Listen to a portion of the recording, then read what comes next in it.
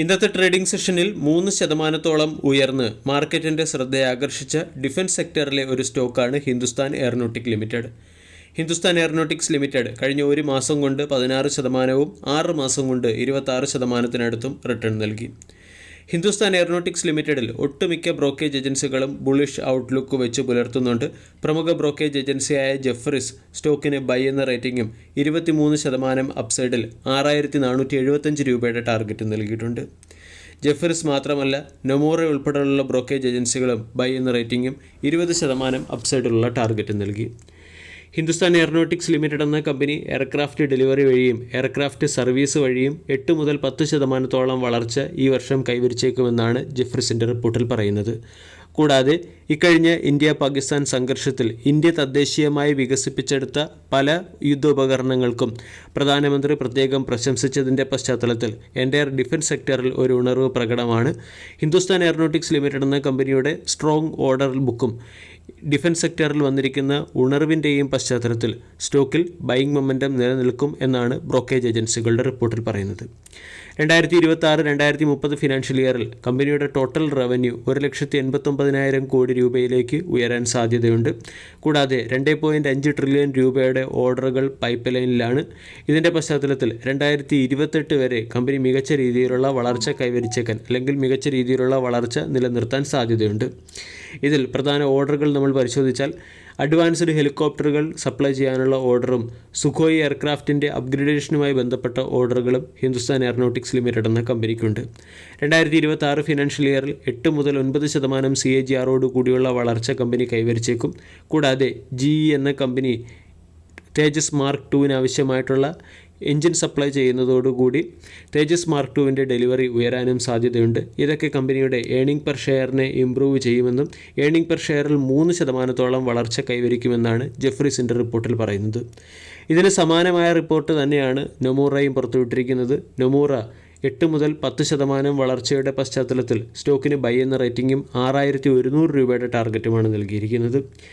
20% CAGR കൂടിയുള്ള വളർച്ച 2025 മുതൽ 28 വരെയുള്ള ഫിനാൻഷ്യൽ ഇയറിൽ കമ്പനിയിൽ നിന്നും പ്രതീക്ഷിക്കാമെന്നാണ് നൊമൂറയുടെ റിപ്പോർട്ടിൽ പറയുന്നത്. കൂടാതെ ഹിന്ദുസ്ഥാൻ എയറോനോട്ടിക്സ് ലിമിറ്റഡ് എന്ന കമ്പനിയുടെ ഓർഡർ ബുക്കിൽ 101% വളർച്ച കമ്പനി കൈവരിക്കുകയും ചെയ്തു. ലൈറ്റ് കോമ്പാക്റ്റ് ഹെലികോപ്റ്റർ ഡെലിവർ ചെയ്യുന്നതിന് വേണ്ടി 62,700 കോടി രൂപയുടെയും സുഖോയ് എയർക്രാഫ്റ്റിൻ്റെ അപ്ഗ്രേഡേഷനുമായി ബന്ധപ്പെട്ട് 12,600 കോടി രൂപയുടെയും ഓർഡറാണ് ഹിന്ദുസ്ഥാൻ എയറോനോട്ടിക്സ് ലിമിറ്റഡ് എന്ന കമ്പനിക്ക് ലഭിച്ചിരിക്കുന്നത്. 25 മുതൽ 28 വരെയുള്ള ഫിനാൻഷ്യൽ ഇയറിൽ 59% CAGR കൂടി കമ്പനിയുടെ മാനുഫാക്ചറിംഗ് റവന്യൂ ഉയരാൻ സാധ്യതയുണ്ടെന്നും നൊമൂറയുടെ റിപ്പോർട്ടിൽ പറയുന്നുണ്ട്. ഏകദേശം 97 യൂണിറ്റ് LCA അതായത് ലൈറ്റ് കോമ്പാക്റ്റ് എയർക്രാഫ്റ്റുകൾ സപ്ലൈ ചെയ്യാനുള്ള ഓർഡറും കമ്പനിക്കുണ്ട്. ക്യാൻഡിൽ പാറ്റേൺ നമ്മൾ പരിശോധിച്ചാൽ സ്ട്രോങ് ആണ്. ഇന്ന് 5,000-ന് മുകളിൽ സ്റ്റോക്ക് സസ്റ്റെയിൻ ചെയ്യുകയും ചെയ്തു. ഇതിൻ്റെ പശ്ചാത്തലത്തിൽ ബ്രേക്കൗട്ട് വന്ന് 5,280, 5,500 തുടങ്ങിയ ലെവലുകളിലേക്ക് സ്റ്റോക്ക് ഉയരാനും അവിടെ നിന്നും ഫർദർ ബ്രേക്കൗട്ട് ട്രേഡിങ്ങിന് ആവശ്യമായിട്ടുള്ള അല്ലെങ്കിൽ ഫർദർ ബ്രേക്കൗട്ട് വരാനുള്ള സാധ്യതയുമുണ്ട്. മന്ത്ലി ക്യാൻഡിൽ പാറ്റേൺ പരിശോധിച്ചാലും സ്ട്രോങ് ബൈയിങ്ങിനെ ഇൻഡിക്കേറ്റ് ചെയ്യുന്ന 3 ക്യാൻഡിലുകളാണ് കഴിഞ്ഞ 3 മാസമായി ഫോം ചെയ്തിരിക്കുന്നത്. ഇതിൻ്റെ പശ്ചാത്തലത്തിൽ ഷോർട്ട് ടൈമിലേക്ക് സ്റ്റോക്ക് ഓൾ ടൈം ഹൈയിലേക്ക് ഉയരാനുള്ള സാധ്യത വളരെ കൂടുതലാണ്. നാളത്തെ ട്രേഡിംഗ് സെഷനിൽ മാർക്കറ്റിൻ്റെ ശ്രദ്ധ ആകർഷിക്കാൻ സാധ്യതയുള്ള റെയിൽവേ സെക്ടറിലെ ഒരു സ്റ്റോക്കാണ് RVNL ഇന്ന് 412 രൂപയ്ക്ക് അടുത്ത് ക്ലോസിംഗ് നൽകി. 52 വീക്ക് ഹൈ 647, 52 വീക്കിലോ 301. റെയിൽവേ സെക്ടറിലെ സ്റ്റോക്കുകൾ ഡീസൻറ്റ് പെർഫോമൻസ് കാഴ്ചവെക്കുമ്പോഴും ചില കമ്പനികൾ മികച്ച ക്വാർട്ടർലി റിസൾട്ട് പുറത്തുവിട്ടപ്പോഴും RVNLൻ്റെ ക്വാർട്ടർലി റിസൾട്ട് ഒരൽപ്പം നിരാശാജനകമാണ്. കമ്പനിയുടെ നെറ്റ് പ്രോഫിറ്റിലും റവന്യൂവിലും 4%-ലധികം ഇടിവ് വന്നിട്ടുണ്ട്. 478 കോടിയിൽ നിന്നും 459 കോടിയിലേക്ക് പ്രോഫിറ്റ് ഇടിഞ്ഞപ്പോൾ കമ്പനിയുടെ റവന്യൂ 6,714 കോടിയിൽ നിന്നും 6,427 കോടിയിലേക്കെത്തി. കൂടാതെ ടോട്ടൽ എക്സ്പെൻസിൽ 4.5% ഇടിവ് വരികയും ചെയ്തു.